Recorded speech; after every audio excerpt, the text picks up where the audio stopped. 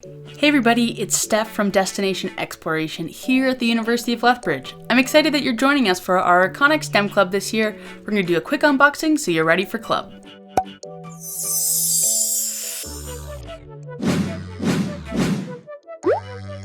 You're joining us for our electricity and applied math topic, which means that you've got your own Arduino Uno board.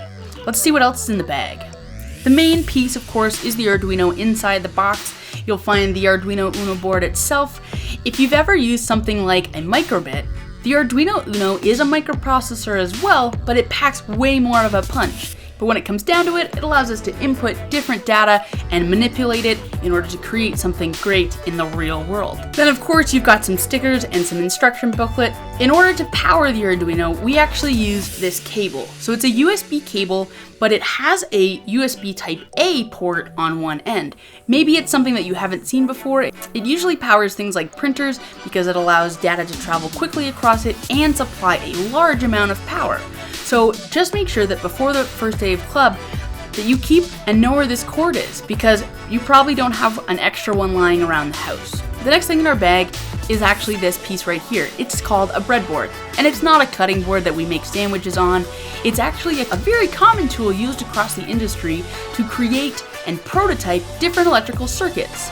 So normally when we create a circuit for a product that goes out into the world that we want to last, we permanently fuse the two wires together using solder.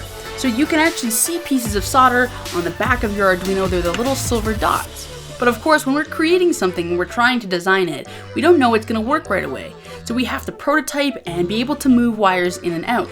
So a breadboard allows us to do that, along with the wires that you've got in your baggie as well. So these wires look like they're stuck together, but we just peel them apart like you would a cheese string. Another thing to note about the breadboard, once you take it out, you'll notice that the back of it actually has this yellow surface to it. Looks like you can peel it off. We want to keep that on because it's going to peel away to a very sticky adhesive surface, and we don't want that, so we're actually just going to leave it on there. Most of our breadboards, we don't ever have to take that off. We're going to be working on the front half. So this is a project that you're going to be doing, and in order to do this project, you need the little pieces that are in your last baggie. So these components are the applied math part of our topic. So if you were worried about it, don't be. Your instructors are going to help you every step of the way. You've got a couple potentiometers, which are basically just dimmers. So if you have a dimming light in your house, it's the same idea. We've got resistors, we have capacitors, we've got LEDs, so that's a light. Some of those terms might have rung a bell because they are part of our science unit. So we're going to show you how we use that in the real world and all the cool things that we can do with electricity. The one thing to note about those components though is that they are very delicate and very specific to the project that we're working on.